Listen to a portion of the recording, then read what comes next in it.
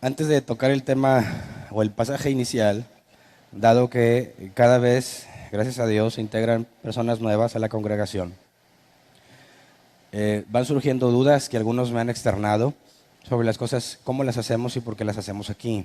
Una de ellas me recordó ahorita que decían, le dejamos el lugar a Hernán. Me han preguntado, incluso en redes sociales, que por qué son tan igualados y me dicen Hernán, si soy el pastor.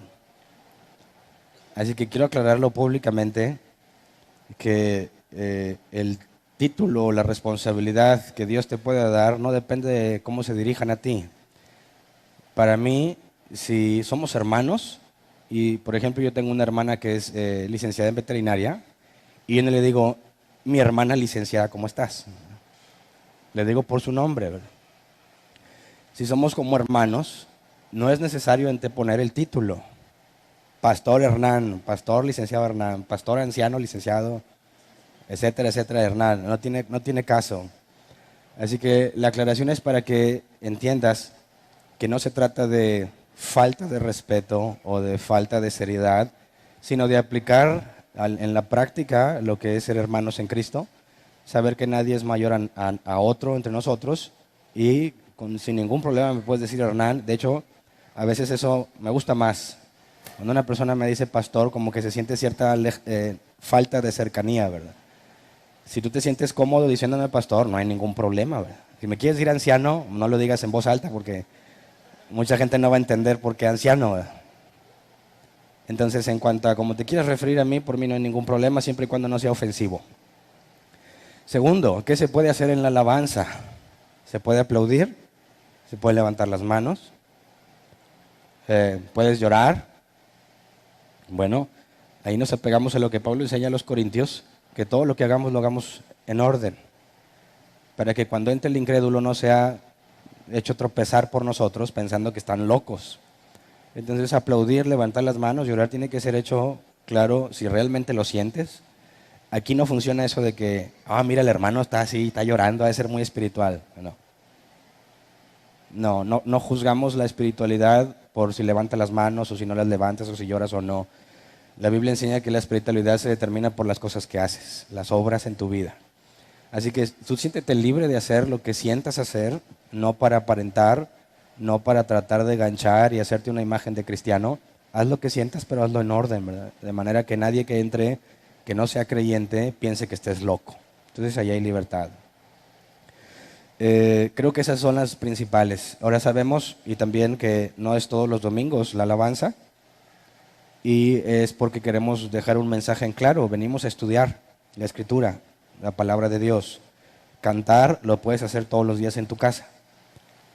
Claro que también es bíblico el que se canten salmos y que se canten alabanzas, como vamos a ver un pasaje hoy, pero no es la parte central de nuestras reuniones. La parte central es el estudio de la palabra.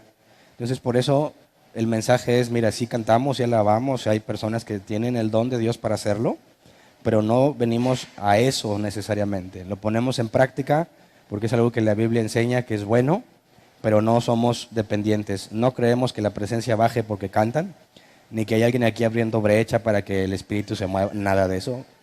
Y por eso hay un domingo sí y un domingo no. ¿Por qué los miércoles no? Porque los músicos no alcanzan a llegar de su trabajo, así de simple. Como el tráfico y todo no permite que puedan llegar, por eso no hay alabanza los miércoles. No hay ninguna razón bíblica de no, los miércoles es un día de las tinieblas, no, nada de eso. Entonces, creo que eso abarca la mayoría de las preguntas y quería dejarlo en claro por si hay alguien que siga con inquietudes y no las ha externado, para que quede claro en todos el qué hacemos y por qué lo hacemos, ¿ok? Muy bien, acompáñenme a Santiago capítulo 5, versículo 16. En esta ocasión en la Reina Valera 60, por favor. En la Reina Valera 60 porque me gusta más la frase que vamos a leer. Dice, confesaos vuestras ofensas unos a otros y orad unos por otros para que seáis sanados. La oración eficaz del justo puede mucho. Y esa es la frase matona del día, ¿verdad? Así se llama el tema de hoy. La oración eficaz del justo puede mucho. En la NBI ya no se siente igual, o sea, ya no llega igual. Por eso escogí la Reina Valera 60. Ahora, estamos analizando la última parte de la carta. Vamos a terminarla el día de hoy y ya procederemos el miércoles, si Dios quiere, a ver las cartas de Pedro. Pero el miércoles analizamos la parte de la soberanía de Dios en cuanto a saber hacer las cosas desde una perspectiva bíblica, en cuanto a esperar en su soberanía, ya que Él hace lo que Él quiere. Y en este capítulo 5 el contexto sigue siendo igual, está haciendo referencia a situaciones prácticas de la vida y cómo debemos comportarnos. Pero este capítulo 5, sobre todo la parte final, del 3 en adelante, al leerlo debemos tener muchísimo cuidado y considerar el contexto de los pasajes, porque si no, te puedes desviar gravemente de la sana doctrina bíblica. Quisiera mencionar 4 ejemplos que en mi caso personal los usé y me enseñaron fuera de contexto y traté de aplicarlos a mi vida. Y estoy seguro que muchos de ustedes los han escuchado y quizás algunos también se los enseñaron. Y la idea es que los analicemos a la luz de la Escritura para entender lo que realmente Santiago dice y lo que los cristianos piensan que dice. Vamos a Santiago 5:14. Santiago 5:14. ¿Está enfermo alguno de ustedes? Haga llamar a los ancianos de la iglesia para que oren por él y lo unjan con aceite en el nombre del Señor. Muy bien, este pasaje parece que algunos lo usan para justificar que el ponerle aceite a las cosas sirve de algo. No nada más a las personas, ¿verdad? Yo le he platicado en varias ocasiones en un concierto que me tocó ver cómo se organizaba. Me tocó ver que los cristianos, los que estaban organizando el evento, solicitaron permiso para ir a ungir con aceite el auditorio antes del concierto. Y yo me quedé pensando, ¿por qué? Bueno, pues para que la presencia fluya con libertad, para que haya unción.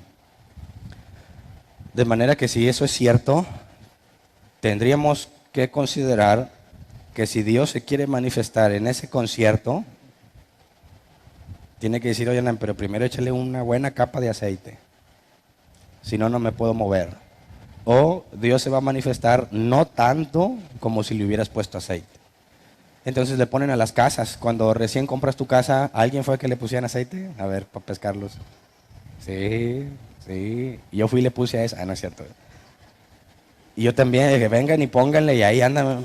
Y chin, ya me manchó las paredes. Está nueva. Le ponen la manota con aceite y te deja la marcota. Ya me la mancharon con aceite. Bueno, pero es para que se vayan los demonios, porque esos albañiles son bien satánicos. No, y deja tú las revistas y los periódicos que dejan en las casas, llenas de demonios. Si no le pones el aceite, ahí los tienes, tienes que echarlos fuera. Bueno, le ponen aceite a los carros. En alguna ocasión oí que a un perro para que sanara. Y dicen, bueno, aquí dice, si alguno está enfermo, haga llamar a los ancianos de la iglesia para que oren por él y lo unjan con aceite en el nombre del Señor. Entonces pretenden justificar las cosas a las que les ponen aceite diciendo que es algo bíblico, porque ahí dice que si le ponían a la gente, ¿por qué no a las cosas, verdad? Bueno, el versículo 15 tiene otra parte sacada de contexto. Dice, la oración de fe sanará al enfermo y el Señor lo levantará. Entonces dicen, bueno, esto justifica estas declaraciones de fe, ¿verdad? Porque si yo oro con fe, Dios va a responder mi oración. Y de ahí desprenden más cosas. Por ejemplo, mira, Hernán, si tú oras pero no tienes fe, y te digo es real, así me enseñaron a mí. Si tú oras y no tienes fe, pues Dios no te hace caso, no te pone atención. Imagínate a Dios sentado en su trono y hay un montón de gente orando en todo el mundo, ¿verdad? Pero pues gente común y corriente, o sea, con poquita fe o así. Y Dios, pues, bueno, pues sí, todas las peticiones diarias, ¿verdad? Es lo normal. Pero cuando tú empiezas a orar con una fe poderosa, haces que Dios voltee. ¡Wow! ¡Qué oración tan poderosa la de Hernán! Le voy a dar lo que me pide. Entonces te invitan a que cuando ores le eches ganas, feeling, sentimiento, con seguridad, para que puedas mover el corazón de Dios y te dé lo que pide y puedas sanar al enfermo. Eso es muy común. Vas a un hospital y que dice, ¿me da chance de orar por tu enfermo? ¿Por? Yo no digo que esté mal, pero ¿cuál es la motivación? ¿Lo vas a sanar? ¿Vas a ver si sana? ¿O a ver si Dios quiere sanarlo? Yo he ido y así evangelicé yo también. Vas a los hospitales y dices, oye, Dios puede sanar a tu enfermo si tienes fe. Me dejas orar por él, vas a ver el poder de Dios. ¿Cuál poder de Dios? Ni sanó y en algunos casos hasta se murió. ¿Y con qué experiencia se queda el no creyente cuando le dijiste eso? Y se genera un rencor ante Dios. Y yo creí y Dios no lo sanó. ¿Por qué voy a creer en un Dios que es malo y no me sana? O no sanó a mi pariente. Yo realmente confié y creí y Dios me defraudó. Pero el problema no fue Dios, el problema fue este individuo, en ese caso yo también, que pretendía demostrar el poder de Dios haciendo uso de un pasaje que dice que la oración de fe sanará al enfermo. Y entonces hasta en el equipo de oración se escogían a los que tenían más fe, ¿verdad? Para que jale mejor. No vas a agarrar a cualquiera sin fe, no, agarras a los más picudos, los que le echan más crema a los tacos. Si vas a andar orando, no, Señor, te pido que los sanes, dices, no, hombre, eso no apantalla a nadie ni al diablo. Necesitas echarle ganas con fe. Entonces ahí tienes a los cristianos, me incluyo yo hace años, gritando y ordenando que sane, tratando de alcanzar el nivel de fe necesario para que se cumpla ese pasaje. ¿Verdad? Versículo 16, que es el pasaje inicial, la oración del justo es poderosa y eficaz, así lo dice la NBI. La oración del justo es poderosa y eficaz. Ya ves, si tú oras puedes hacer muchas cosas. Y si tienes fe, Dios va a responder a tu oración. Entonces ahí está la idea de que Dios está esperando a hacer cosas, pero échenle ganas, a ver, pónganse a orar, pónganse a interceder porque Dios quiere hacer algo. Y si tú no te pones a orar, a interceder, pues Dios no lo va a hacer. Y de ahí lo sacan. Yo escuché algún testimonio una vez de una mujer que aseguraba que era una guerrera de oración. ¿Los has oído? ¿Quién de aquí es guerrero de oración? Ya nadie es. Bueno, ¿quién era? Ahí hay dos. Ok, tres. ¿En qué consistía esta guerra de oración? En que, bueno, si la oración del justo es... Si la oración eficaz del justo puede mucho, o si la oración del justo es poderosa y eficaz, bueno, esta señora contaba que ella estaba plácidamente durmiendo, eran como las 3 de la mañana, si no me equivoco, y entonces Dios la despertó con un mensaje: ponte en la brecha por fulano. Tuvo un accidente y necesito que intercedas por él. La mujer, como era una guerrera de oración, sabe que eso es cotidiano, ¿verdad? Que Dios te levante en la noche a guerrear. Se levanta y se pone, Señor, yo ordeno que los demonios y que no sé qué, y que dice, estuve como 3 horas luchando y guerreando hasta que me dijeron, no, ya está bien, no les pasó nada. Me dio la victoria, dijo la señora. Y se fue a dormir. Bueno, si eso es cierto, y ya que Dios ve todo, ve que yo tengo un accidente y dice, hijo eso, ¿dónde están los guerreros? Despiértalo, ándale, despiértate, ora por él, se me está muriendo y si tú no intercedes no puedo hacer nada. Y como Dios ve todo, ve que yo ya estoy en las últimas, no, échale más ganas, ora más, clama más, más, ya, eso, ya lo salvó. ¿Te parece lógico, coherente? Bueno, usan ese pasaje para asegurar que eso es bíblico. Dicen, es bíblico, ahí dice, la oración del justo puede mucho. Yo soy justo y yo oro. Y si tengo fe, Dios lo va a sanar. O si tengo fe, Dios va a hacer lo que yo le pido. Y bueno, por último, veamos el versículo 17, donde se menciona a Elías. Y es como una aplicación de la oración del justo. Dice, Elías era un hombre con debilidades como las nuestras, con fervor oró que no lloviera y no llovió sobre la tierra durante 3 años y medio. Dicen, ¿ya ves, Hernán? Si tú oras con fe, incluso puedes impedir que llueva. ¿Sabes? Yo creí tan profundamente esto, que cuando Vero, mi esposa y yo nos casamos, nos fuimos de vacaciones a la playa, de luna de miel, y resulta que llegamos al hotel y en nuestro primer camino por la playa, pues venía un huracán. Viene el huracán, no hay nadie en la playa, qué raro. Nosotros no habíamos visto noticias ni nada, se veía así una tempestad enorme, o sea, el clima se veía muy feo que venía. Dios nos guarda, o sea, nos fuimos caminando por la playa, caminamos como 1 hora y estábamos bien lejos del hotel. y que se deja venir el huracán con todo. No sé si has sentido cómo la arena se convierte en cuchillos. Cuando es movida por un viento muy fuerte, cada granito de arena que golpea tu cuerpo es muy doloroso. Y pues, ¿cómo andas vestido en la playa? No andaba ni hasta acá, no, pues andas sin mangas. ¿Y cómo empieza el ventarrón? Bueno, antes de que viniera ese ventarrón, ¿qué creen que hicimos mi esposa y yo? Nos pusimos a reprender el huracán. Dijimos, bueno, mira, esto se arregla fácil. Si Elías, a ver, tú apóyame en oración. En el nombre de Jesús, con fe, ordeno que ese huracán se vaya. Lo desvío ahora.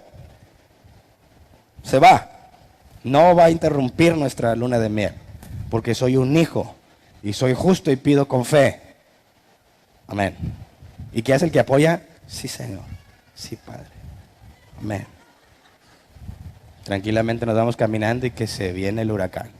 Nos puso una arrastrada. Deja tú, como estábamos en la zona turística, todos los hoteles de ahí eran VIP. No dejan entrar a nadie. Nos pescó el huracán en la playa y nos llevaba. Me acuerdo que Vero dijo, ya me voy a morir. Nos quisimos meter a un hotel, no puedes pasar. Oye, el huracán, no puedes pasar. Otra vez, piedras, todo, no puedes caminar. Tocamos como en 3 hoteles, no nos dejaban pasar. Dije, ¿qué pasó con mi oración eficaz? El demonio me dio una arrastrada, supuestamente desde esa perspectiva. Hasta que uno de los camareros se compadeció, estábamos tocando, déjanos. No. Vera, ya, si hubieras visto la imagen, nosotros así todos llenos de arena en todo el cuerpo y Vero, ya, todos bien mal. Y nos dijo, bueno, pero pásenle rápido. Nos metimos y muy nice todo el lugar, todos musiquita acá, bien vestidos, y nosotros todos ensoquetados y pasando rápido, pensaban que nos estábamos robando algo. Y bueno, aprendí por la mala que tratar de aplicar ese pasaje no funcionó. Ahora, ¿me faltó fe? Bueno, ¿cuánta se necesita? ¿No dijo Jesús que si tuvieras fe como un grano de mostaza? Digo, yo tenía más, yo creo. Estaba bien seguro y no funcionó. Bueno, el punto importante es que, aunque yo aprendí por la mala muchas de esas cosas, hay gente que las sigue practicando.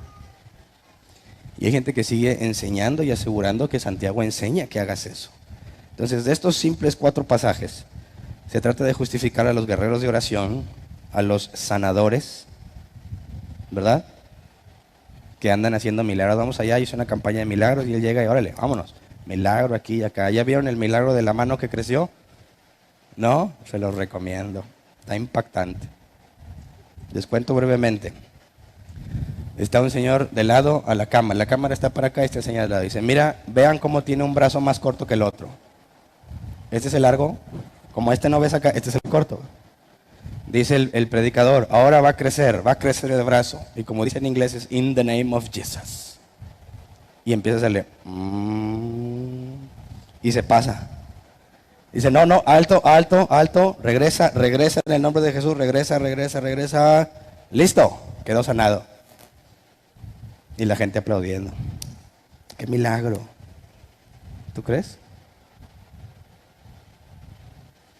Qué extraño que si realmente tienen el poder para sanar a los enfermos, ¿por qué no se van a sanar a todos los que están en los hospitales? ¿Por qué? ¿No te parecería más lógico? ¿Por qué tienen que cobrarles para ir a un lugar para sanar, en lugar de hacerlo gratuitamente, como la Biblia dice, de gracia recibiste, de gracia das? Y te vas a los hospitales y ahí sanas a todos. ¿Por qué no lo hacen? Algo está mal, ¿no? Algo no me cuadra. Sobre todo si tratan de basarlo en pasajes como este. Entonces, es necesario confrontar las enseñanzas comunes del cristianismo a la luz de la Escritura. Es difícil reconocer que nuestras prácticas son incorrectas, te lo digo por experiencia. Es muy duro darte cuenta que lo que has creído durante años, muchos años, es falso. Es un shock interno. No puede ser, siempre lo creí. Cuando vas a la Escritura te das cuenta que no dice lo que te dijeron. Me dijeron, la lengua tiene poder, y en ningún pasaje encontré eso. Lo que digas con tu boca, eso será. ¿Alguien le enseñaron ese pasaje? Tampoco está. Ayúdate que yo te ayudaré. Ese es de básico, ¿verdad? Dios se aprieta pero no ahorca. No está en ninguna versión. Dices, bueno, entonces el objetivo es poder contrarrestar lo que la Biblia enseña contra lo que los cristianos enseñan para que tú tomes una decisión. Si te pegas a lo que la Biblia enseña o te pegas a lo que te enseñaron. ¿Ok? Así que empecemos a analizar a detalle. Empecemos con la unción. En el versículo 14, Santiago 5:14, la unción con aceite. Santiago 5:14 dice, muchas gracias. Santiago 5:14, ¿está enfermo alguno de ustedes? Haga llamar a los ancianos de la iglesia para que oren por él y lo unjan con aceite en el nombre del Señor. Ok, para que lo ungen. ¿O de qué se trata esto? ¿En qué consiste? Vamos a Marcos 6:56, donde hay una referencia. Marcos 6:56. La idea es que saquemos conclusiones en base a lo que la Biblia dice. Si yo te digo, no, es que esa unción se mueve lo espiritual, bueno, eso lo estoy sacando de la manga porque la Biblia no lo dice, ¿verdad? No, es que esa unción mueve el plano y hace que el demonio no te toque. No tienes cómo justificar esa creencia. La idea es que saquemos la conclusión en base a lo que la Biblia enseña. Dice Marcos 6:56, y donde quiera que iba, en pueblos, ciudades o caseríos, colocaban a los enfermos en las plazas, les suplicaban que les permitiera tocar siquiera el borde de su manto, y quienes lo tocaban quedaban sanos. ¿De quién habla aquí? De Jesús, ¿verdad? Ok. ¿Esto de que los enfermos puedan sanar por medio de alguien es válido o no? ¿Dios puede hacer que una persona sane por medio de otra? Sí, Jesús lo hacía públicamente, y no nada más él encomendó a los discípulos también hacerlo. Hay registros de que Pablo lo hizo, Pedro, y no nada más a los enfermos, hasta resucitaron muertos. Entonces, ¿cómo entendemos cómo fue lo que pasó? Bueno, quisiera que vayamos a este otro pasaje. Cuando nos dice que está enfermo, o la pregunta es, en el versículo 14, ¿está enfermo alguno de ustedes? La palabra enfermo en griego es asteneo, que se traduce como estar débil o enfermo, y aplica en sentido físico o en sentido moral. En el caso de Marcos 6:56, que vemos a Jesús, está hablando de enfermos físicamente hablando, tienen una enfermedad. Ahora vamos a 1 Corintios 8:12, donde se utiliza la misma palabra griega, pero en sentido moral. Al pecar así contra los hermanos, hiriendo su débil conciencia, pecan ustedes contra Cristo, y la palabra ahí es débil, es la misma. Hace referencia a alguien débil o enfermo en su fe, no físicamente, sino en su confianza en Dios. Entonces, estos enfermos, ¿está alguno enfermo entre ustedes? ¿Hace referencia a los enfermos físicamente, o a los enfermos moralmente? Hay algo entre los cristianos que se llama cesacionismo. ¿Alguien lo ha escuchado? Los cesacionistas aseguran que Dios ya no hace milagros. Entonces, cuando llegan a explicar este pasaje, dicen, bueno, es que esos no son enfermos físicos. Son personas de débil conciencia, enfermos en su fe. Así que no significa que los sanó de una enfermedad, sino que los restauró porque andaban débiles. Pues bueno, puede ser, pero veamos más evidencia para concluir. Vamos ahora a Marcos 6:13.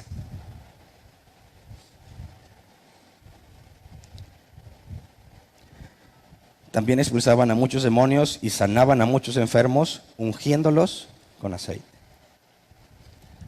Vemos que los que Jesús encomendó sanaban a los enfermos y los ungían con aceite.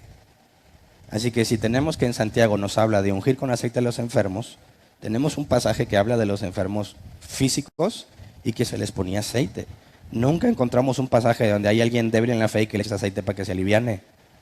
No hay. Ahora, vamos a este otro pasaje, Lucas 10:34. Lucas 10:34. Se acercó, le curó las heridas con vino y aceite y se las vendó. Luego lo montó sobre su propia cabalgadura, lo llevó a un alojamiento y lo cuidó. ¿De quién habla aquí? Del buen samaritano. ¿Y qué hizo con las heridas? Las curó con vino y aceite. Si tú buscas el contexto histórico, el aceite era usado con fines medicinales. Entonces, cuando tenías golpes, heridas o laceraciones, te ponían aceite para sanar. ¿Ok? Entonces, hasta aquí hemos visto que los discípulos sanaban a los enfermos físicos poniéndoles aceite.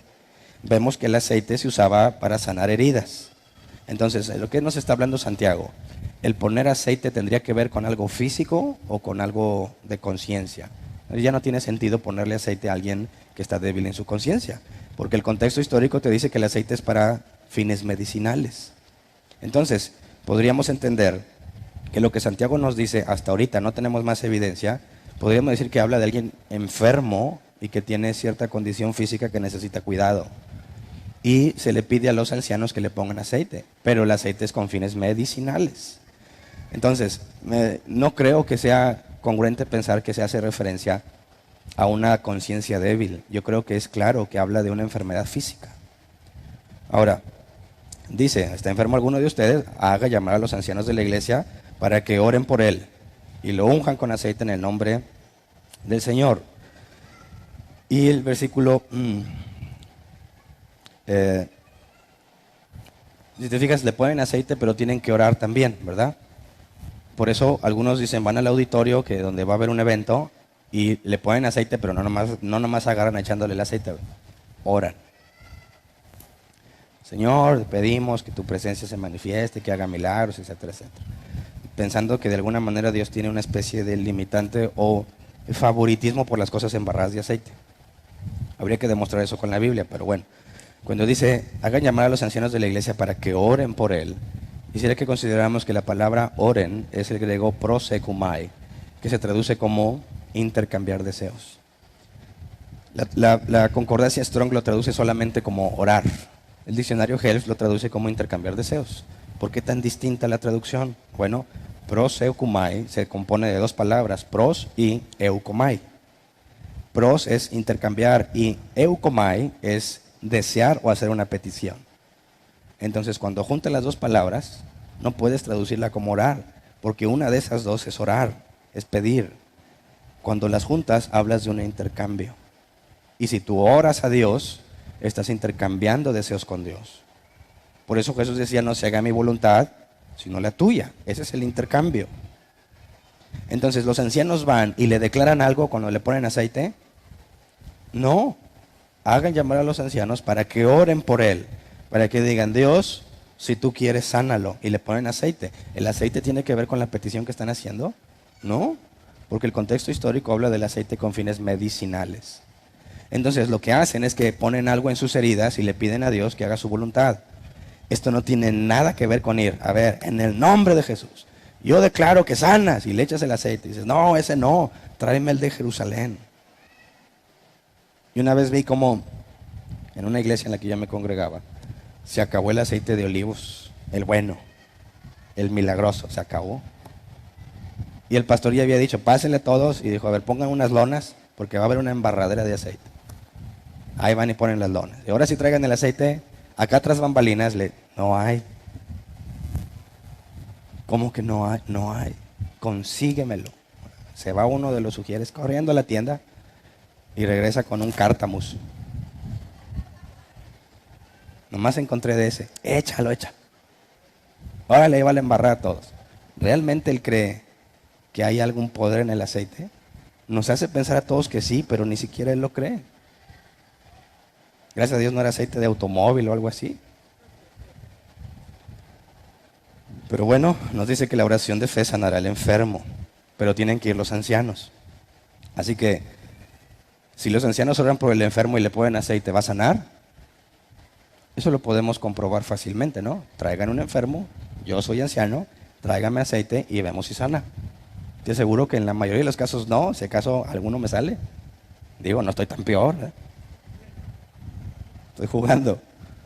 Lo puedes llevar a la práctica y traer cuantos enfermos quieras y te aseguro que si acaso Dios quiere sanar a uno o ninguno. Entonces tendríamos que concluir, ¿la Biblia miente o no estás entendiendo lo que la Biblia dice? Porque si la Escritura es la palabra de Dios, Dios no miente, Dios no escribiría algo falso. Entonces, ¿qué pasa si los ancianos no pueden visitar a todos los enfermos? Si son los ancianos los que tienen que orar por el enfermo para sanarlo y ponerle aceite, ¿qué pasa si se enfermaron muchos y los ancianos no se dan abasto? ¿Qué pasa si está muy lejos y está muy grave? Imagínate que está a punto de morirse y el anciano no contesta el teléfono, ninguno. Están bien dormidos en la madrugada. Ya está el pobre, la pobre oveja moribunda.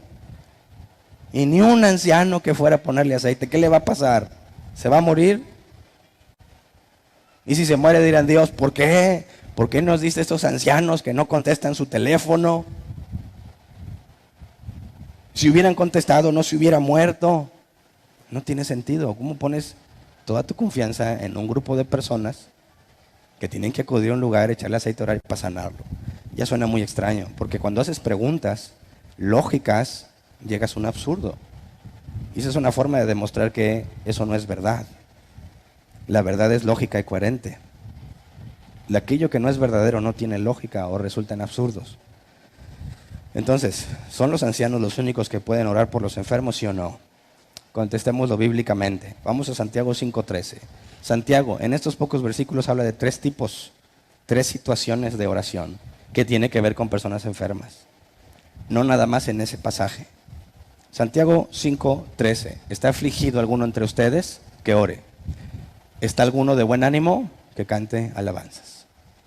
Entonces ya ves, si tú andas acá de buen ánimo, ponte a cantar alabanzas. No hay problema con eso. Mientras no te portes como loco y seas tropezadero para los demás, ¿verdad? Pero entonces cuando dice está alguno afligido o está afligido alguno entre ustedes, la palabra afligido es el griego kakopaseo, que se traduce como soportar aflicción o sufrir el mal. Cuando hablamos del mal es algo adverso, algo que te angustia, te hace sufrir. ¿Puedes hablar de enfermedades físicas? Sí. ¿Qué pasa si estás afligido por una enfermedad? ¿Qué es lo primero que dice? Antes de llamar a los ancianos, ¿qué es lo primero que dice? Ora, tú. No estés llamando a nadie todavía. Ora tú. Ah, ok. Entonces, ¿se requieren los ancianos forzosamente? ¿No? Lo primero que dice Santiago es, tú estás enfermo, afligido, y ahí en esa palabra afligido puede ser moral o físicamente. Puedes tener muchos problemas en tu casa, pero tu cuerpo está bien. Oras. Estoy sufriendo por una enfermedad. Ora, tú. ¿Verdad? Ahora en el versículo 14, pues nos dice que por los ancianos, de los ancianos, ¿verdad? Haga llamar a los ancianos, ese es el segundo caso. Y en el tercer caso, vamos al versículo 16. En el versículo 16 dice, por eso, confiésense unos a otros sus pecados y oren unos por otros para que sean sanados. La oración del justo es poderosa y eficaz. Así que ese es el tercer caso. Oren unos por otros. Entonces, ¿oras tú por ti mismo? ¿Puedes pedir a los ancianos que oren? Oran unos por otros. Aquí cuando dice de ser sanados, la palabra es aiomai, que se traduce como sanar. Según el diccionario Helps dice generalmente en sentido físico, pero puede aplicar en sentido espiritual. Entonces, orar unos por otros puede ver también con problemas emocionales o con enfermedad física. Así que eso desbarata la idea de que tiene que ser el anciano el que ore para que sane. Cualquiera, si estás tú sola, tú solo oras. Si oye, tú te enteraste de un enfermo, digas, pues que vengan los ancianos. No, ora tú. No por ti, por el otro, oren unos por otros. Entonces, ¿bajo qué condiciones hay que hablar a los ancianos? ¿Cuál sería el requisito o cómo disparas eso de que, mira, en esta ocasión particular hay que traer a los ancianos? Bueno, analicemos con detalle el versículo 14. 14 y 15 de una vez. 14 y 15. ¿Está enfermo alguno de ustedes? Haga llamar a los ancianos de la iglesia para que oren por él y lo unjan con aceite en el nombre del Señor. Versículo 15. La oración de fe sanará al enfermo y el Señor lo levantará. Y si ha pecado, su pecado se le perdonará. Ok. Si yo estoy enfermo y oro por mí, es válido según Santiago, ¿verdad? Dios me puede sanar. Si yo conozco a alguien que está enfermo, puedo orar por él, entendiendo que aquí las palabras orar es proseokumai, intercambiar deseos. Si te fijas, aquí nadie está declarando nada, ni ordenando nada. Está intercambiando deseos con Dios. Está diciéndole a Dios, si tú quieres, sánalo. Hay personas que se me han acercado, personas que son nuevas en la iglesia, ya tiene rato que no se me acerca alguno y me dice, oye, estoy enfermo y quiero que ores por mí. Y le digo, ¿por qué? Porque yo. Bueno, pues que tú estás más cerca de Dios. Digo, ¿y? Dios está en todas partes y Dios escucha a todos. No, pero pues yo soy pecador, yo no conozco tanto de la Biblia. Digo, bueno, nadie conoce totalmente la Escritura. Todos de una forma u otra somos ignorantes. Así que lo que te propongo es que yo no le voy a pedir a Dios que te sane. Le voy a pedir que haga su voluntad en ti. Si Él quiere te va a sanar y si no, no. Ay, qué feo, hermano. No, pues es que eso es lo único que puedo hacer. Cuando Dios permite la enfermedad hay un propósito. Y a lo mejor esta enfermedad es lo que te trajo a la iglesia. Así que si yo le pido simplemente que te lo quite, te pierdes todo el aprendizaje que pudieras asumiendo que Dios me va a conceder lo que le pida. Pero aún si yo pido que te lo quite, si Dios estableció el medio para que tú te acercaras a Dios, no te la va a quitar hasta que termine la obra en ti. Así que sería un error decirle, a ver, vamos a orar con fe para que Dios te sane. No, porque asumes que Dios está sujeto a tus peticiones, que tú tienes una especie de favoritismo para con Dios, en el sentido de que a mí sí me hace caso y a ti no. Y se vuelven dependientes. Ahora van a querer siempre que les pase algo, ¿quién va a querer que ore por ellos? Pues el que una vez le funcionó. Y eso es un error. Tú pides por ti mismo. Así que no le andes prometiendo a nadie sanidad. No tienes la sabiduría ni la capacidad para hacerlo. Tendrías que decir, vamos a intercambiar deseos con Dios. Claro que a mí me gustaría que te sane, pero no es lo que yo quiera, es lo que Dios quiera. Y lo mejor que te puede pasar es que Él haga su voluntad. Y ahí te das cuenta cuando la persona está buscando a Dios o no. Dice, no, ¿sabes qué? Así ya no me gusta. Y se van. Bueno, ¿venía buscando a Dios? No, quería deshacerse de su enfermedad. El que viene buscando a Dios dice, sí, amén, que se haga lo que Él quiera. Y ya, y ahí te das cuenta que realmente esa enfermedad fue un medio que Dios usó para traerlo. ¿Me explico? Entonces, cuando dice que la oración levantará al enfermo, la palabra levantar así es, levantar. ¿Cuál sería la situación? Si yo puedo orar por mí, si otros pueden orar por mí, pero necesito alguna especie de cuidado especial. Imagínate que hay un enfermo que está en cama y no se puede trasladar. Como vimos en el caso de los discípulos, van a aldeas donde no conocen de Dios.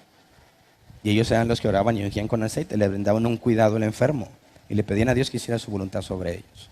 Así cuando entendemos que la idea de llamar a los ancianos y de que Dios conteste la oración con fe y lo levante, tiene que ver una situación donde estaba postrado o derribado. Podríamos concluir que el enfermo no se podía mover y en ese caso van los ancianos. ¿Por qué alguien más no? Pues a lo mejor alguien más podría. Pero si es alguien de la congregación, ¿quiénes son los que deberían tener principalmente la responsabilidad de cuidar por las ovejas? Los ancianos. Y cuando le hablas a los ancianos para que vengan, te das cuenta que es distinto. No es que los ancianos se dieron cuenta, es que los llamaste. ¿Verdad? Así que no puedes decir, no, pues está enfermo y nadie oró por él porque nadie habló. Pues no, ¿qué dice aquí? Hagan llamar a los ancianos. ¿Por qué? Porque es claro que los ancianos no van a estar pendientes de todo mundo todo el tiempo. Es imposible. El único que hace eso es Dios. Y si tú no me avisas que tienes un problema, no esperes que por arte de magia Dios me lo revele. ¿Por qué? Porque aquí dice, hagan llamar a los ancianos. ¿Me explico? Entonces el anciano va y cumple su responsabilidad en sanar las heridas y en pedirle a Dios que haga su voluntad. ¿Qué pasa si no es una enfermedad física? Aquí también aplica, puede aplicar porque la palabra en el original puede ser enfermedad física o enfermedad o debilidad emocional. Así que, oye, tengo problemas. Y ya la persona ya dice, ya me quiero morir, ya no quiero vivir. Traigan a los ancianos. Pero ella no aplicaría el aceite, ¿verdad? Ya no podría aplicar el aceite, pero sí aplica que puedas llamar a los ancianos para tratar ese problema, porque se supone que son los que tienen más experiencia en la vida con Dios. Entonces, no puedes decir, no, tráiganlos y ellos con fe van a decir, van a sanarlo. No, la palabra fe aquí es pistis, ser persuadido por Dios. Entonces, la oración con fe no es algo que tú logres. Tú no puedes generar fe, porque para ser persuadido alguien te tiene que convencer. ¿Me explico? Si tú dices, yo estoy convencido que van a ganar mis Rayados, pues pobre loco, no porque le vaya a los Tigres. Pero si no tienes una evidencia que sustente esa seguridad, es puro deseo de tu imaginación. Y eso es lo que muchos cristianos pretenden hacer. Yo estoy seguro que eso va a pasar. ¿Y de dónde obtuviste esa seguridad? Yo lo creo. Sí, pero ¿en qué te basas? No, en nada, yo creo. ¿Estás loco? ¿Estás loco? La fe bíblica es ser persuadido. Y si te buscas persuasión en el diccionario, es ser convencido por medio de argumentos y evidencias. Y ahorita vamos a ver una aplicación de esto, porque nos menciona en el caso de la oración con fe, la oración eficaz del justo puede mucho. Vamos al versículo 16. La oración del justo es poderosa y eficaz. La Reina Valera 60 dice: la oración eficaz del justo puede mucho. Aquí la palabra oración no es proskumai. Esto es lo más interesante. Aquí cuando habla de oración no habla de intercambiar deseos. Aquí la palabra es deesis, que se traduce como súplica o necesidad. Así que de entrada no habla de pedirle algo en oración, habla de suplicarle a Dios por una necesidad. El diccionario Jeff lo traduce así: petición hecha del fondo de tu corazón que surge de una profunda necesidad personal. O sea, es como un ejemplo gráfico, Ana pidiéndole a Dios que tuviera hijos, que parecía borracha, ¿verdad? Dicen, ese sí parecía borracha, sí, pero estaba sola en el templo, ¿verdad?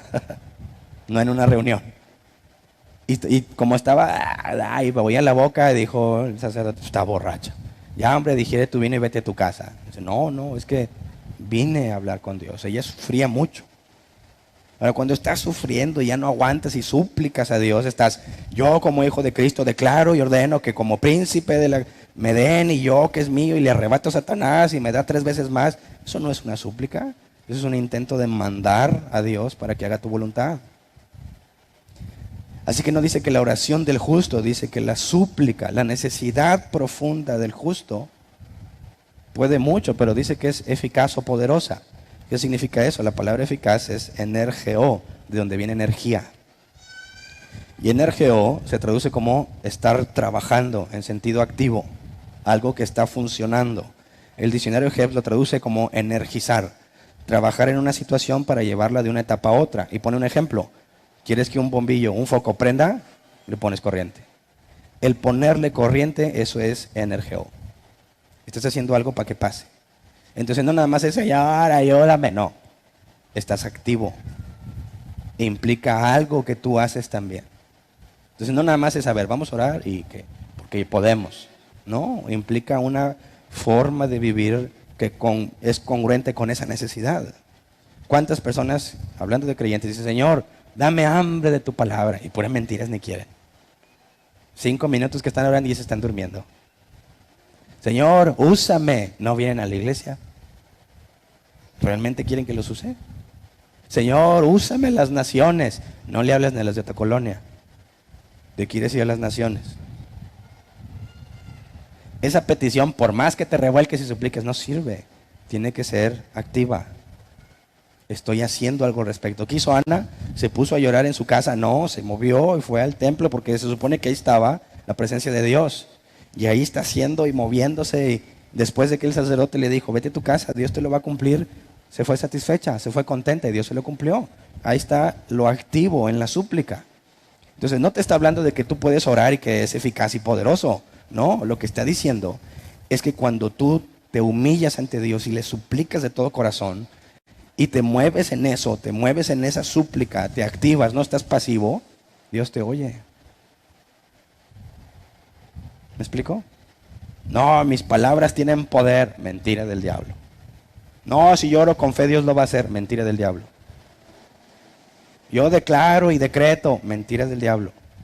Aquí habla de suplicar desde lo profundo de tu ser.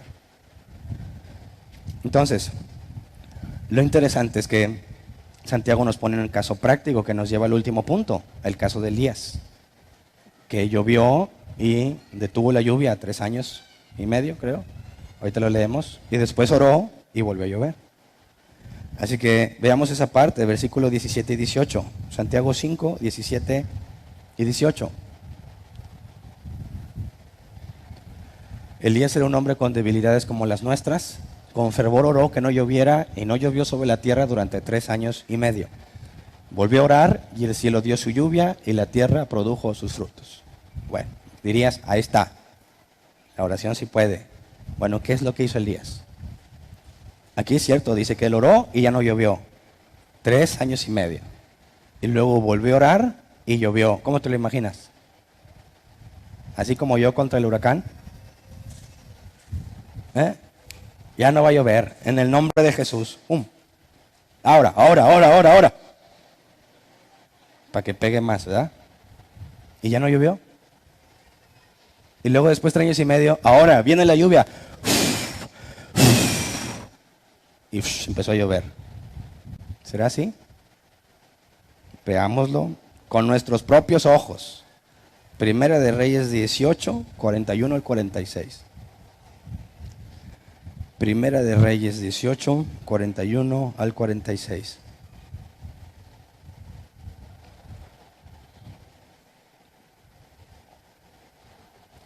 Entonces Elías le dijo a Acab, anda a tu casa y come y bebe, porque ya se oye el ruido de un torrentoso aguacero. Acab se fue a comer y beber, pero Elías subió a la cumbre del Carmelo, se inclinó hasta el suelo y puso el rostro entre las rodillas. Ve y mira hacia el mar, le ordenó a su criado. El criado fue y miró y dijo, no se ve nada. 7 veces le ordenó Elías que fuera a ver. Y la 7ª vez el criado le informó, desde el mar viene subiendo una nube. Es tan pequeña como una mano. Entonces Elías le ordenó, ve y dile a Acab, engancha el carro y vete antes de que la lluvia te detenga. Las nubes fueron oscureciendo el cielo, luego se levantó el viento y se desató una fuerte lluvia, pero Acab se fue en su carro hacia Jezreel. Y bueno, ahí viene que Elías se echó a correr y llegó más rápido que el carruaje. Pero no es el tema de hoy, ¿verdad? Bueno, entonces veamos. Si fue así, entonces dijo Acab, ahí viene el aguacero. Oye, pues no hay nada, te lo digo en fe. ¿Sí? ¿O no? Y luego se paró en el monte Carmelo y dijo, ahora, nubes, óiganme. Con la autoridad que tengo en el nombre de Jesús, ordeno esto. No, ¿qué hizo? Se humilló ante Dios, con la cabeza entre las rodillas. Y le dice al criado, ve a ver si hay nubes. No hay. ¿Necesitaba más fe? Ve otra vez, dijo el criado. No, otra vez. Si tú fueras el criado, ¿qué le dirías? Oye, ¿ya no? ¿Cuántas veces? O sea, pero es el criado, no tiene de otra. La 5ª vez, no. Otra vez, no. ¿Y la 7ª? La palma de un... Dicen que yo estoy muy manón, no sé cómo estará la mano del criado. Una nubecita ahí. Hecho, listo, eso es lo que hacía falta. ¿Cómo supo? Y después se vino un torrencial aguacero. ¿Cómo supo? Porque él lo mandó, ya vimos que no mandó nada. Se humilló ante Dios, ¿verdad? Vamos al versículo 1 de ese capítulo. ¿Cómo le hizo Elías para tener tanta fe? Versículo 1. Después de un largo tiempo, en el 3er año, la palabra del Señor vino a Elías y le dio este mensaje. Ve y preséntate a Acab, que voy a enviar lluvia sobre la tierra. Entonces, ¿llovió porque Elías quería? No, le dijo, ve porque voy a hacer llover. Elías sube al monte y cuando le dijo acá, va a llover, es porque Dios ya le había dicho. Entonces, fíjate cómo Elías no genera esa fe. Dios le dice, va a llover. Si Él lo dice, Él lo va a hacer. Confías en Dios, le dice, acá va a llover. No porque diga, yo lo declaro. No, Dios ya dijo. Y luego, oye, pues ya. Bueno, pues vamos al monte, Señor. Pues tú dijiste. Fíjate a ver si ya. No, todavía no. Se puso nervioso Elías. Dijo, hombre, ya la regué, ya le dije acá. ¿Qué tal si no era Dios el que me habló? Digo, a mí me pasó. Entonces, no, yo sentí que Dios me dijo eso. ¿Y qué tal si era un demonio? No había considerado esa opción. ¿Cómo sabes si fue Dios o fue un demonio? Hablaremos de ese tema más adelante, pero aquí Dios le dijo a Elías, va a llover, voy a hacer llover. Así que ya está ordenado. Lo que Elías hizo no fue declarar, ni ordenar, ni profetizar, ni orar. Se humilló esperando que Dios cumpliera lo que él dijo. Y esa es la aplicación de lo que dice Santiago.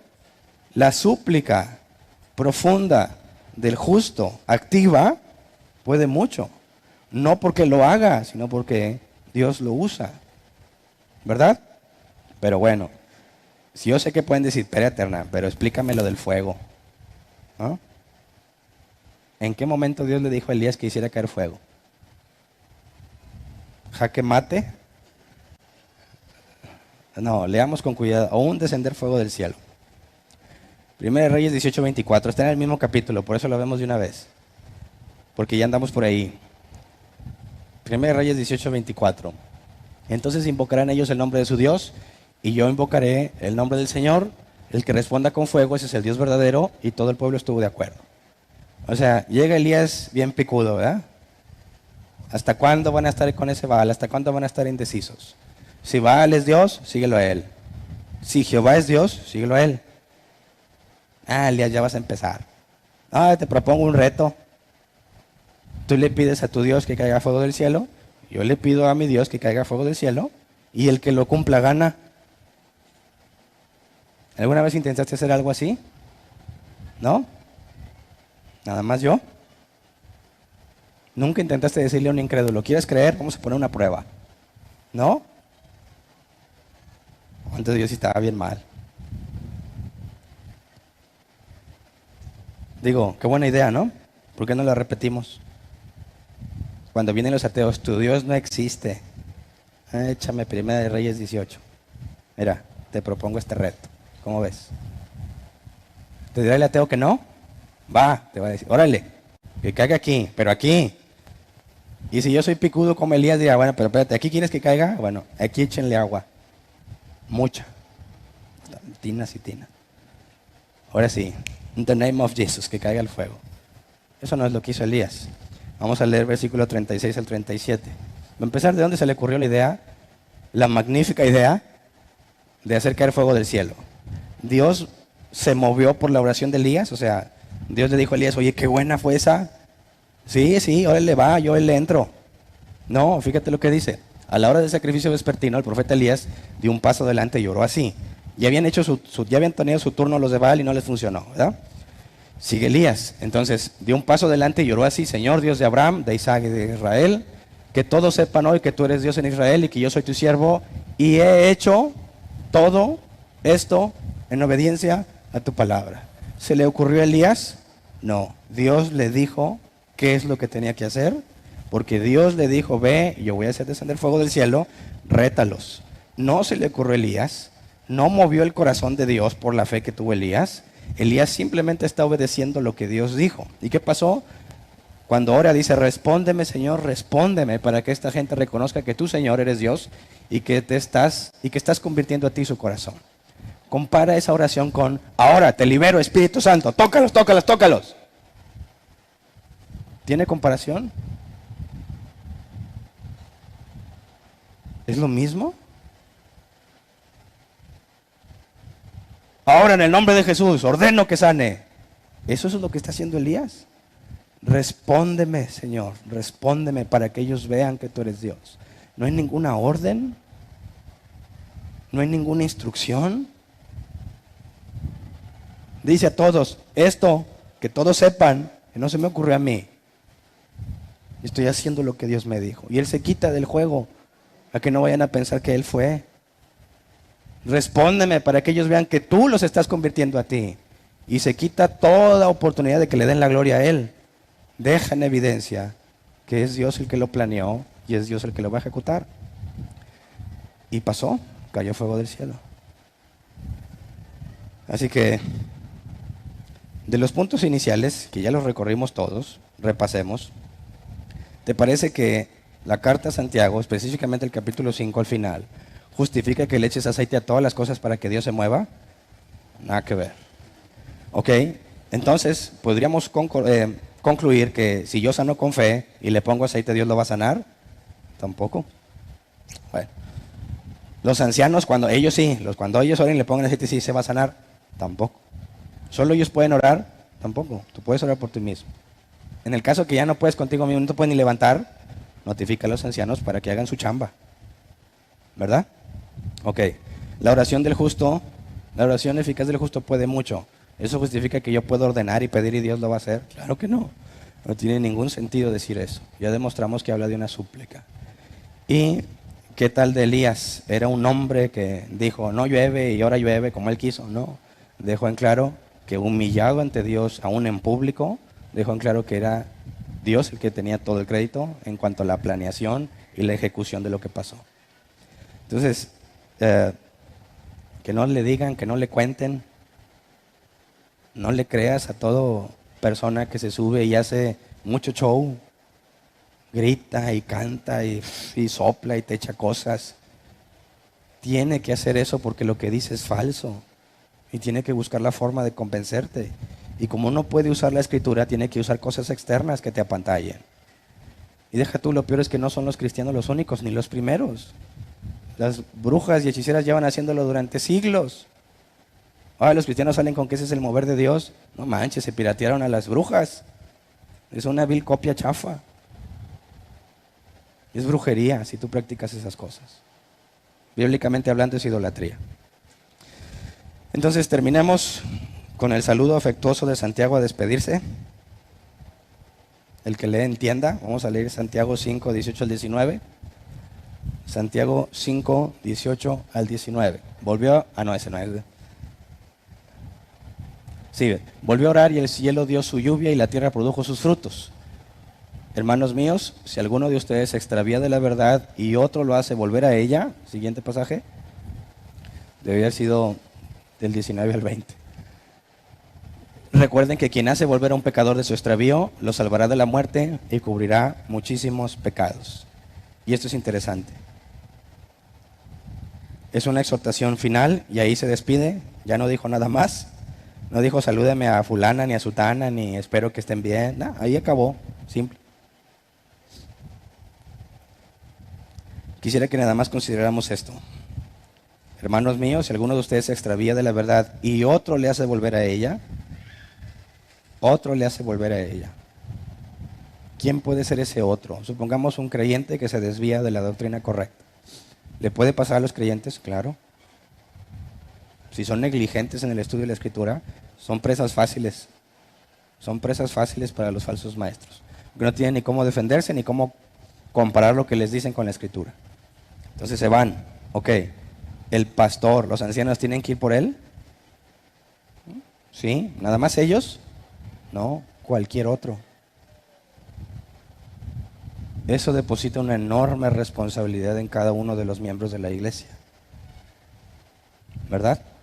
No es, oye, el hermano ese anda mal y Hernán no le dice nada. ¿Qué dice aquí?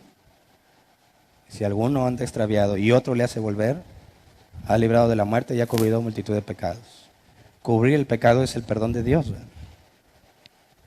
Entonces todos tenemos la responsabilidad y la capacidad de parte de Dios de exhortarnos unos a otros.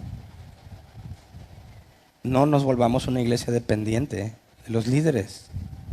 No es correcto. No, que alguien vaya y hable con él. Tú ya te diste cuenta y si Dios dejó que te dieras cuenta es porque tú puedes ayudar. ¿Me explico? Y lo haces por amor, para librarlo de las cosas en las que se va a equivocar. Claro que va a entender o no según lo que Dios quiera. Y de aquí se sigue el proceso de disciplina de Mateo 18. Si tú vas y le dices que está mal y lo reconoce, excelente, cumpliste la primera parte, ve y habla con él estando solos. Si no, trae testigos, si no, dile a la iglesia y si no, expúlsalo. Pero la responsabilidad está puesta en cada uno de los miembros de la iglesia. Así que queda claro, ¿estás enfermo? ¿Tienes problemas? No esperes a que siempre el anciano esté ahí. Puedes orar tú. Cualquiera puede orar por ti. Ya no puedes, te estás muriendo. Bueno, háblale a los ancianos. No, ellos deben de saber. Mentira del diablo. Aquí dice, no somos omniscientes. Avísame y yo voy y lo hago con mucho gusto. No puedo estar al pendiente de las vidas de todos. Suficiente tengo con la mía y con mi familia. ¿Verdad? Y si tengo que ponerme a atender la vida de todos ustedes, descuido a mi familia. Y según 1 Timoteo 3 y Tito 1, me descalifico como pastor. Porque el que no sabe gobernar bien su casa, no puede cuidar la iglesia de Dios. Así que ahí está la limitante. Tienes que entender que no somos omniscientes, ni omnipresentes. Y cuando estás en un caso extremo, avísanos. Lo vamos a hacer con mucho gusto. Te vamos a ayudar con la mejor disposición. Pero la parte que a ti te corresponde es hacerlo. Si no se puede por alguna razón, entonces alguien más te puede ayudar, aunque no sea anciano. ¿Verdad? Es lo que dice. Y esta despedida escueta, sin amor, sin cariño, sin nada. sirve como evidencia para demostrar que no pudo haber sido una carta falsificada. Porque ningún falsificador que quiera convencernos de que escribió Santiago se despediría así.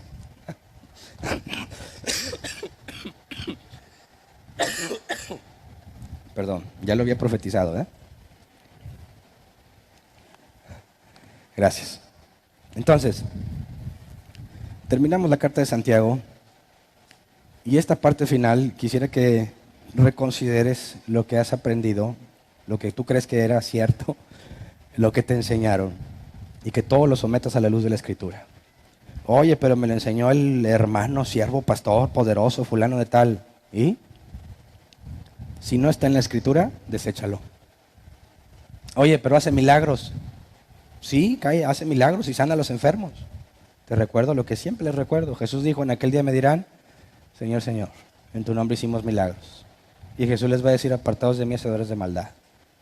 O sea, que ni el título es apóstol, no, es patriarca, arriba de apóstol. Sale sobrando. Pero hace milagros, sale sobrando.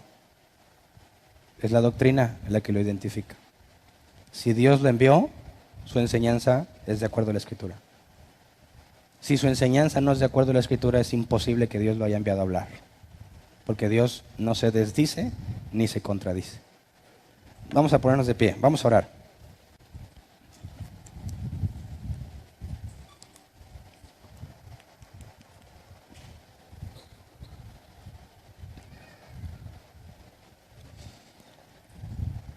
Yo ya hace mucho me arrepentí, ¿eh? Esa revolcada por el huracán me dio una muy buena lección. Yo deseo que también te revuelque un huracán. No literalmente, sino que te pase algo que te haga entender y comprender lo que la Escritura enseña y cómo tratar de aplicarla falsamente no tiene sentido. Pero pidámosle en conjunto esto. Aquí hay responsabilidades de parte de todos. Y si te fijas, hay confianza y compañerismo para poder contarle tus problemas unos a otros, para poder decir, tengo que hablarle al anciano que me ayude a resolver este asunto que ya no puedo, o porque estoy enfermo. Habla de confianza entre nosotros. Tenemos que buscar esa confianza no brota de la nada. Tengamos paciencia unos con otros, procurémonos unos a otros, confesemos nuestros pecados unos a otros. Lo que has hecho mal con alguien, arréglate. Ese es pedirnos perdón unos a otros, para que podamos ser reconocidos como pueblo de Dios. Pidámosle a Dios que responda a nuestras súplicas conforme a su voluntad.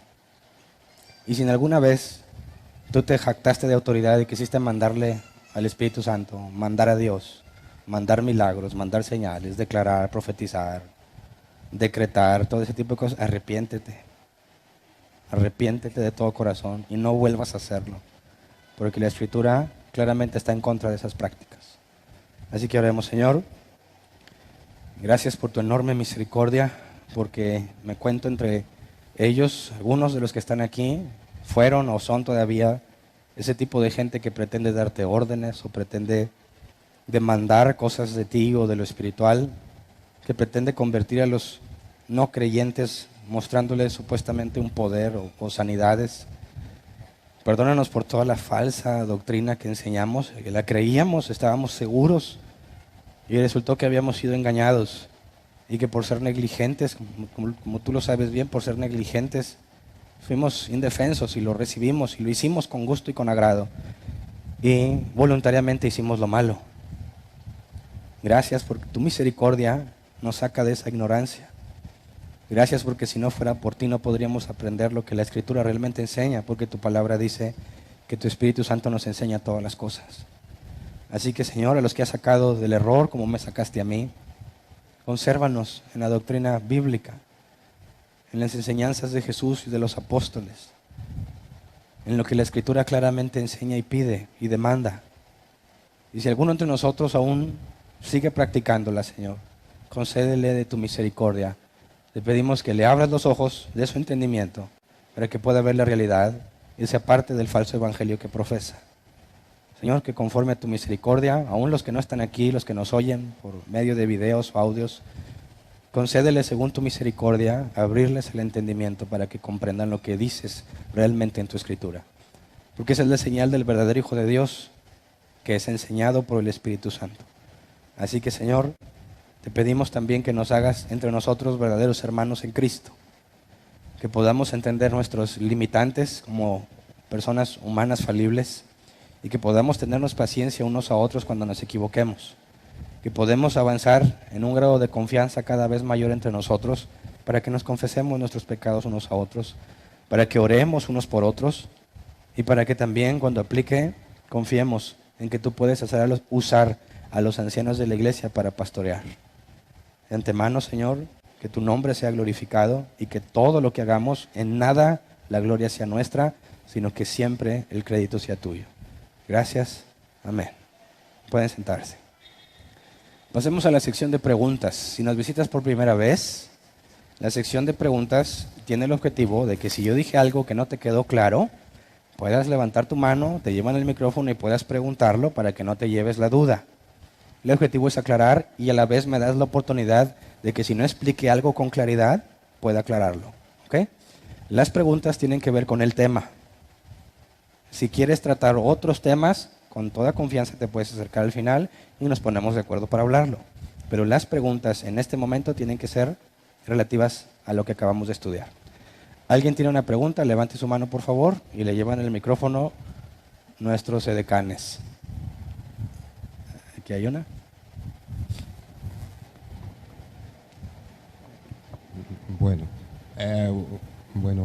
Buenos días o buenas tardes.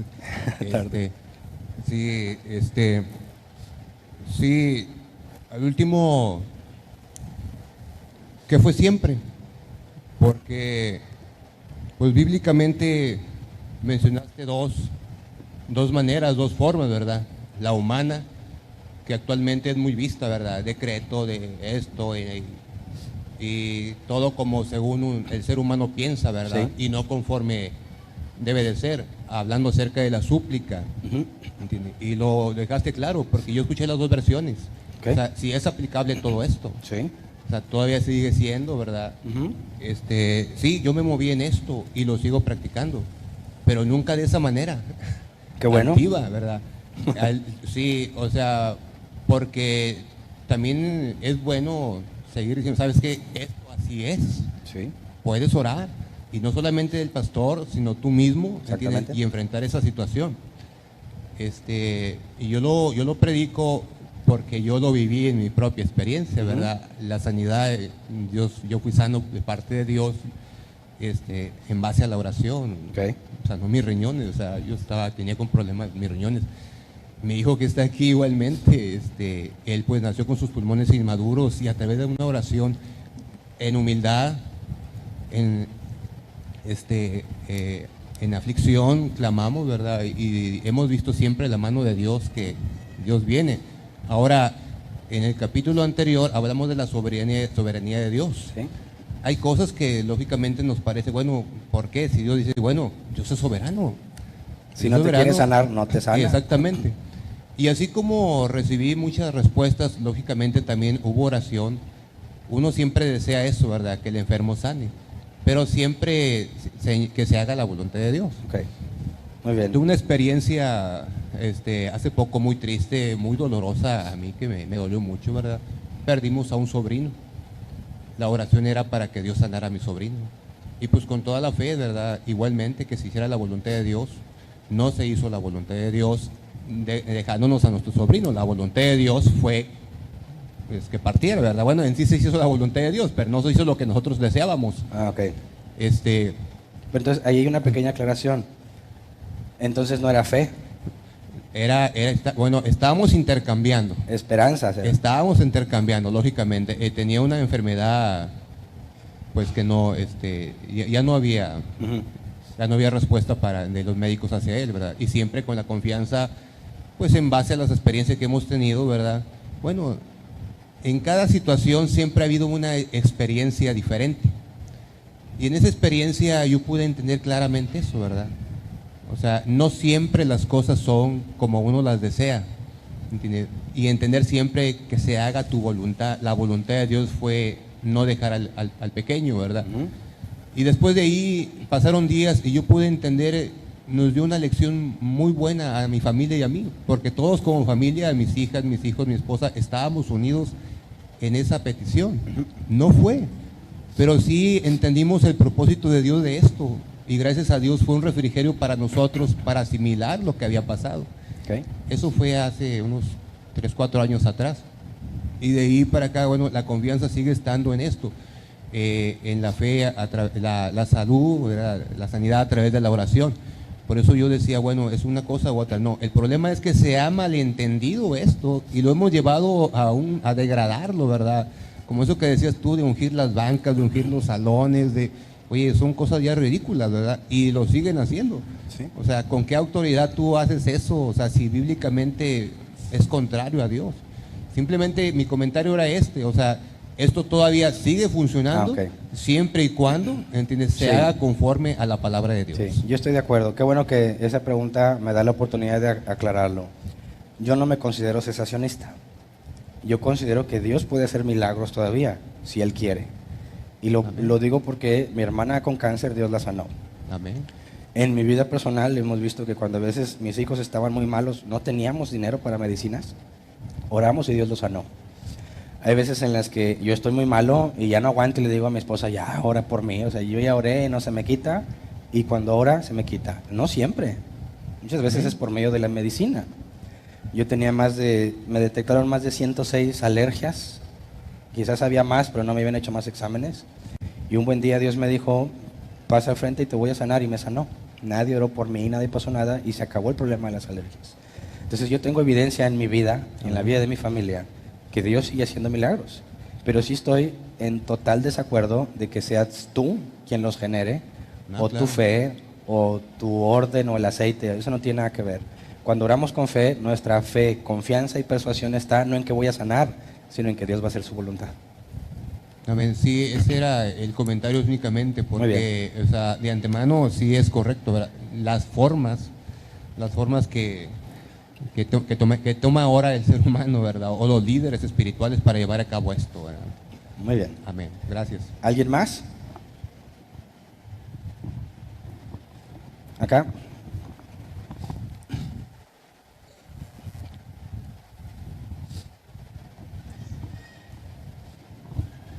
Buenas tardes. Buenas tardes. Bueno, hay algo que se cuenta en el Evangelio, no recuerdo cuál, que Jesús sana a un ciego y el ciego es interrogado por los principales y que quién te sanó y todo eso. Y el ciego le responde que lo sanó Jesús. Y él mismo dice, ¿cómo este hombre tiene que ser de Dios? Porque Dios no oye a los pecadores. Dios no oye a los pecadores. Bueno, algo así recuerdo de la historia, no la recuerdo muy bien. Pero en base a lo que comentabas del ejemplo o de la anécdota que contabas de que al principio mucha gente venía a que oraras por ellos, y tú le decías, bueno, ¿y por qué? No, es que tú estás más cerca de Dios, le decían a usted. Y comentaba, bueno, Dios escucha a todos. Entonces ahí cómo conciliar lo que dice el ciego de que Dios no oye a los pecadores y lo que comenta de que Dios escucha a todos. Muy buena pregunta. Cuando Jesús leyó el rollo en la sinagoga, ¿qué leyó? Isaías, donde dice que Dios le ha enviado ¿a qué? A dar libertad a los cautivos, sanar a los enfermos, todo eso. ¿Por qué cuando acudían a Jesús, Jesús los sanaba? Porque esa era su encomienda, a eso había venido.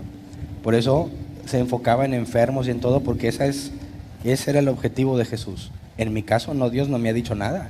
El día que me diga, Hernán, te mando a sanar y todo, pues suele decir, vénganse, aquí hay poder y oro por todos, ¿verdad? Pero como no tengo esa encomienda, tengo que aclarar para que no pongan los ojos en mí, para que vean que Dios los puede ayudar orando ellos mismos. Se aclara que debemos depositar la confianza en Dios. Bueno, pero lo que comenta el ciego de que Dios no escucha a los pecadores. O sea, por ejemplo, todo el mundo tiene fe en algo, yo creo, no sé, los católicos, los mormones, los testigos de Jehová, todos. Pero en base a lo que dice la Biblia, no todos son justos, y todos somos pecadores. Entonces, el hecho de que diga que Dios no escucha a los pecadores, sí es real, pero ¿cómo funciona eso? Habría que complementarlo con otro pasaje. O sea, ese pasaje aislado genera muchas cosas ambiguas. Consideremos el otro que dice que Dios no rechaza un corazón contrito y humillado. Entonces, cuando un pecador pide, pero no está humillado, Dios no lo va a escuchar. ¿Me explico? Si realmente está humillado y ante Dios, ahí es donde la súplica, el justo puede mucho. Ahora, ¿qué hace que un hombre se ponga a suplicarle a Dios? Ya hubo un cambio en su vida. ¿Alguien más? ¿No? Sí, acá.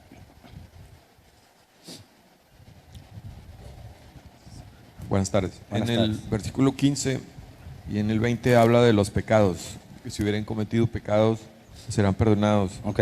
Y en el 20 dice cubrirán multitud de pecados. Ujú. ¿A qué se refiere eso?